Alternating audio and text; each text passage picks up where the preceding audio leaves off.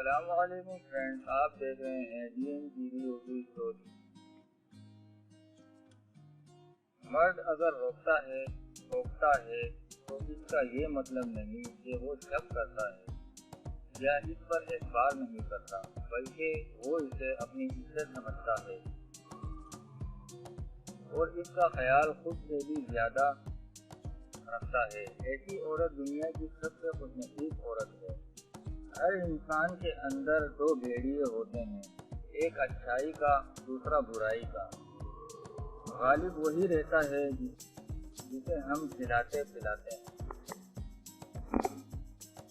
پاکیزہ ترین محبت یہ ہے کہ تم کسی شخص سے محبت کرو یہ جانتے ہوئے کہ وہ تمہارا نہیں ہو سکتا، اور اسے خوش دیکھنے کی تمنا کرو۔ مرد اگر معافیاں مانگ رہا ہے تو اس کا مطلب یہ نہیں کہ اس کی غلطی ہے، بلکہ اس کا مطلب یہ ہے کہ وہ اس عورت سے سچی محبت کرتا ہے اور وہ اسے ہر چیز سے زیادہ چاہتا ہے، اور یہ عورت بہت ہی خوش نصیب ہے۔ ایسے مرد کو خوب محبت دو، ورنہ دنیا کی ظالم نگاہیں اسے تم سے چھین لیں گی اور تم زندگی بھر کے پچھتاوے میں چین سے سو بھی نہ پاؤ گے۔ کسی کو بھی یہ حق نہیں کہ وہ تمہیں جج کرے۔ وہ نہیں جانتا کہ تم اپنے اندر سے کیسے حالات سے گزر رہے ہو۔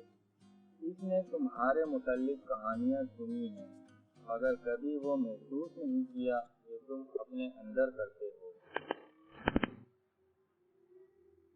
ہر مرد کے اندر یہ آرزو ہوتی ہے کہ وہ عورت کو اس کی پڑی سے اتارے اور اپنے راستے پر لے کر چلے۔ ایک زخم بھرنے کے لیے ضروری ہے کہ اس کو کریدا نہ جائے۔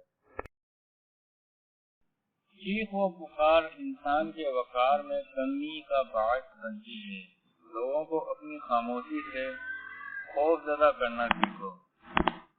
اس دنیا میں سکون سے جینے کی ایک ہی تدبیر ہے کہ ہر انسان کے پاس ایک وسیع و عریض قبرستان ہو، جہاں وہ دوسروں کی غلطی اور خامیوں کو دفنا آیا کرے۔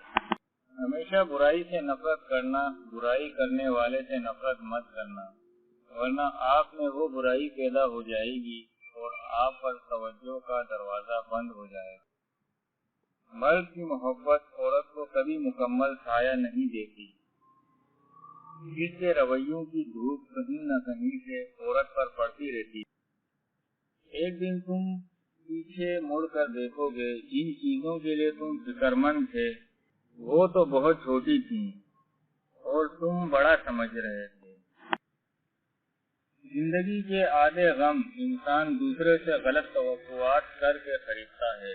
بند آنکھوں میں نظر آنے والے وہ لوگ ہوتے ہیں جو دل کے اس کونے میں بستے ہیں جہاں سے محبت جنم لیتی ہے۔